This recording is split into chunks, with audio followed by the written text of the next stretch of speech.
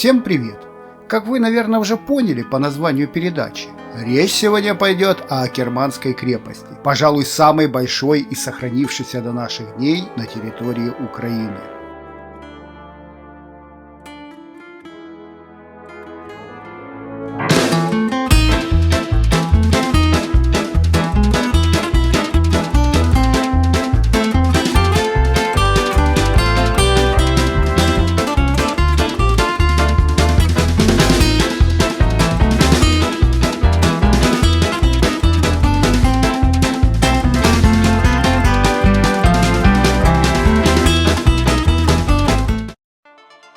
Уже к сказанному в начале я хочу добавить, что Керманская или Белгород-Днестровская крепость является не только самой большой на территории современной Украины, но также является одной из крупнейших крепостей в Европе.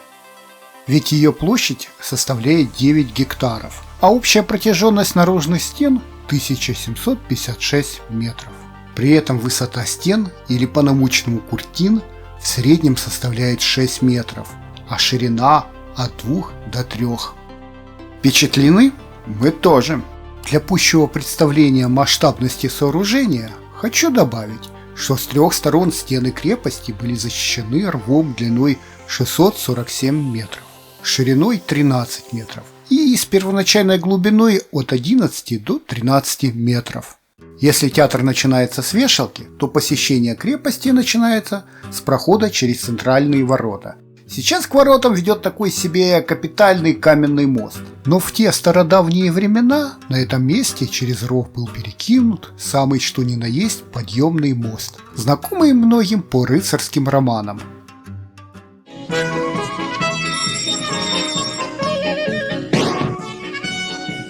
Кто там?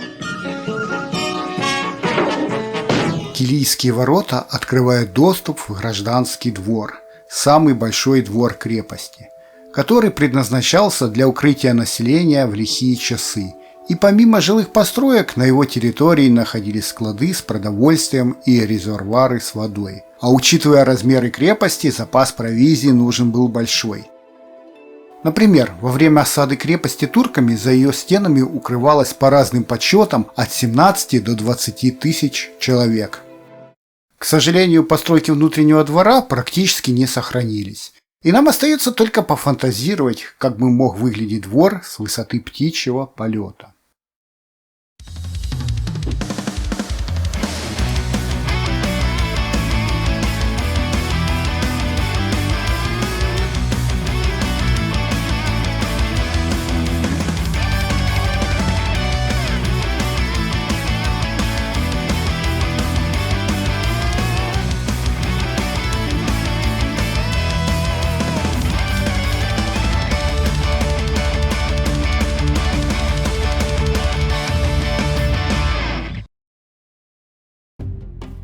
Из сохранившихся до наших дней построек хотелось прежде всего отметить остатки минарета османской мечети. Примечательно то, что сама мечеть была построена на месте разрушенного христианского одноапсидного храма, который в свою очередь предположительно был построен на месте древнего святилища. Если кто вдруг не знает, апсида – это полукруглый выступ здания, перекрытый полукуполом – конхой. Еще из старых зданий сохранились две симметричные постройки с обоих сторон от центральных ворот, напротив минарета. Ориентировочно это были казармы для охранников ворот. А вот в юго-восточном углу крепости стоит именная башня, которую называют Девичья. По легенде, в ее стенах заживо была замурована дочь Александра Доброго Тамара, которая вела разбойничий образ жизни. Но, увы, нет ни одного документа, который бы подтвердил эту легенду.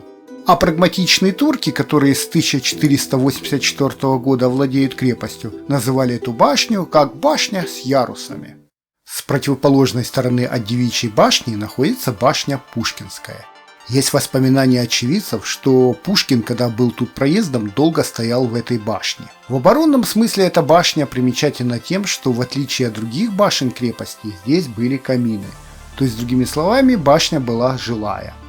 Турки ее называли как башня развлечений.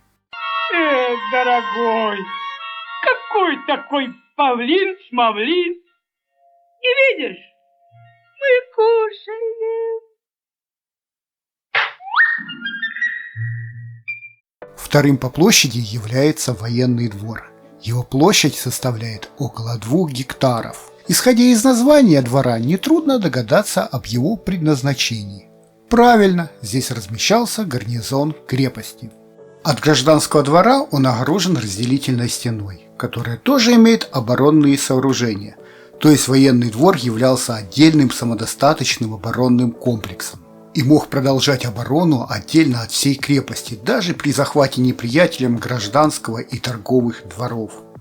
Разделительная стена при своей длине 155 метров имеет, правда, всего одну, но вторую по высоте из имеющихся – башню. Из-за ее высоты башню окрестили как сторожевая или дозорная, хотя сама башня предназначена прежде всего для круговой обороны. И с ней связан забавный и в то же время печальный инцидент. Во время реставрационных работ в 1925 году под полом первого яруса башни были найдены бочки с черным порохом, которые пролежали в земле более 100 лет.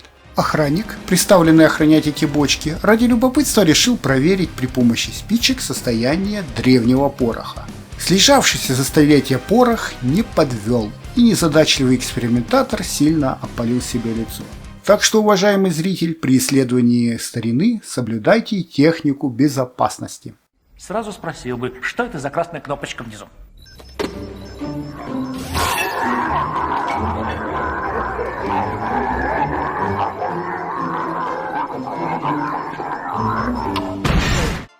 Доступ в военный двор осуществлялся с гражданского двора через средние ворота, которые расположены в необычном месте в юго-западном углу двора. Доступ к воротам по всем правилам защищала специальная надворная башня. Но удаление этих ворот от главных ворот крепости создавало некоторые неудобства, и в XIX веке был пробит еще один проход в разделительной стене, аккурат возле сторожевой башни. Ядром обороны всей Белгородской крепости является цитадель, расположенная на оконечности Акерманского мыса. Размером она около 30 на 30 метров, что является обычным размером для молдавских княжеских замков времен постройки цитадели. Сама цитадель укреплена была 4 башнями, из которых до наших времен дожило, увы, только 3. Северо-западная башня, негласно называемая башней сокровищ, из-за ошибок при закладке ее фундамента упала в Лиман примерно в 1889 году. Исходя из сохранившихся рисунков и фотографий, замок в целом виде мог выглядеть вот так.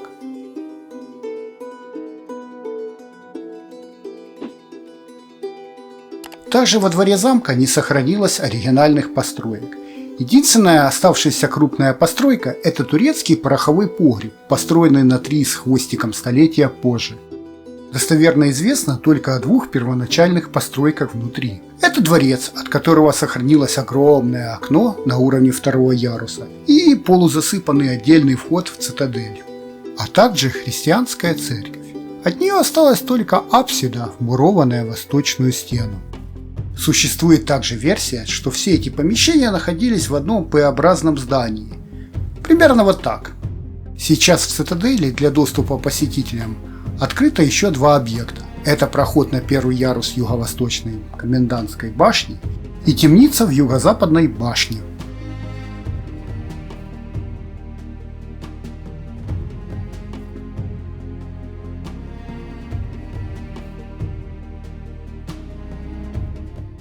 Предвижу законный вопрос от наших уважаемых зрителей. А собственно, кто и когда построил этот уникальный оборонный комплекс?